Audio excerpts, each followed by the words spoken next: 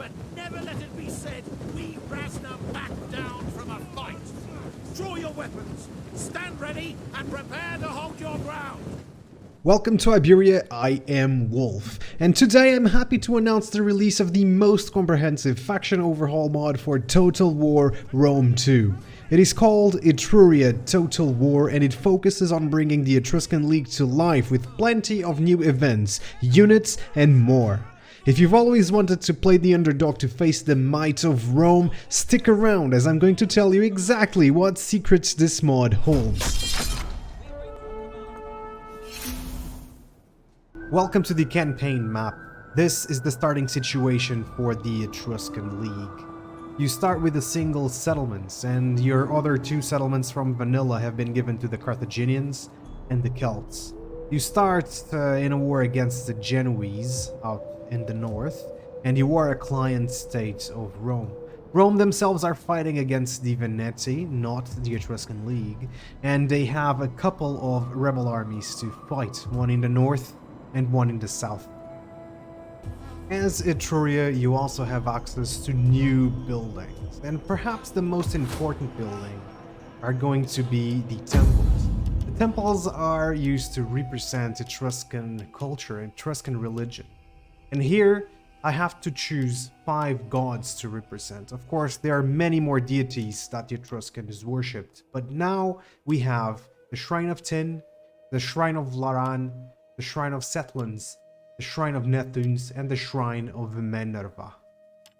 Of course, that we have also added the Etruscan religion out here. We also have other buildings like the Greek Trader, the Greek Emporion line. We have the Trader, the Square, and the Emporion. And you will be able to recruit Greek units and have a Greek garrison at the last level here. We also have other buildings such as the Necropolis.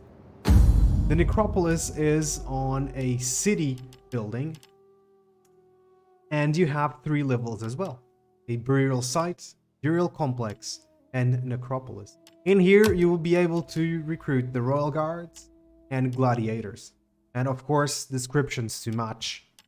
We have more buildings though, and that is going to be the Haruspex. We have Haruspex grounds, altar of Haruspex, and Haruspex temple to represent the Etruscan use of Haruspex in their culture.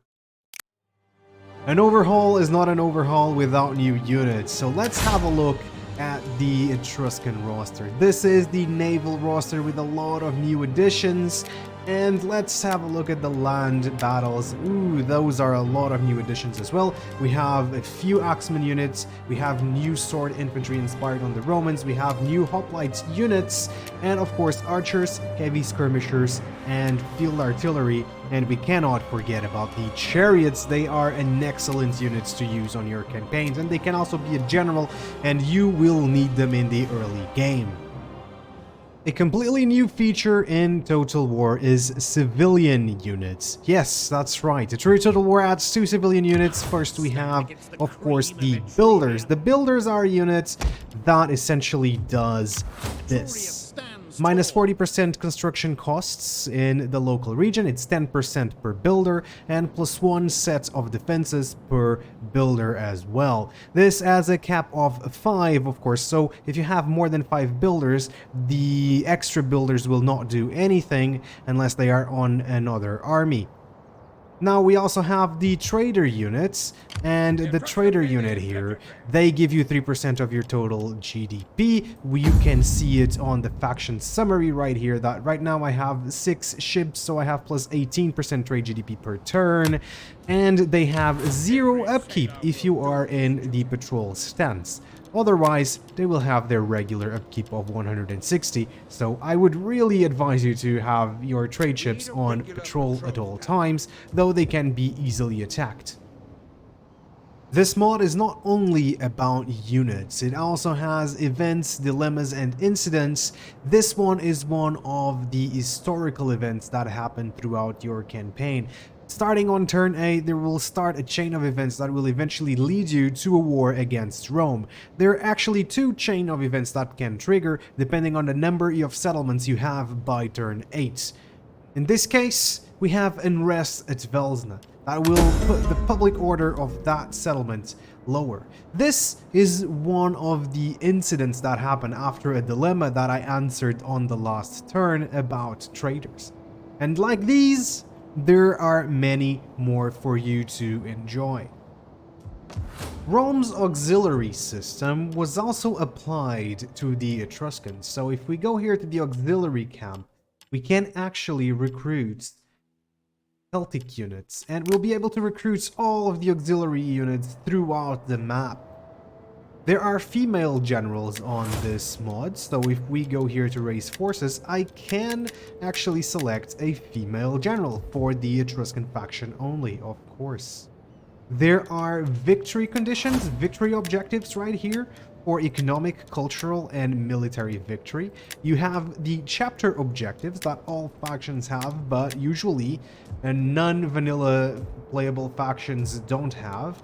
And of course we have active missions that are also now assigned to the Etruscan League. This last feature is actually quite interesting, and this is it. When we conquer Rome, now let's have them. We will be able to turn Rome into our capital. You know why? Because starting with a capital out there, a small settlement capital, is just not good enough. And the way it happens is next turn.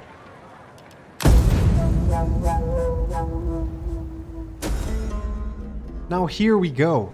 Now that we have captured Rome, we can move our capital in here. There we go. And the same thing happens when you conquer Athens. This only happens for the Etruscans, but it might be something to do to other factions later.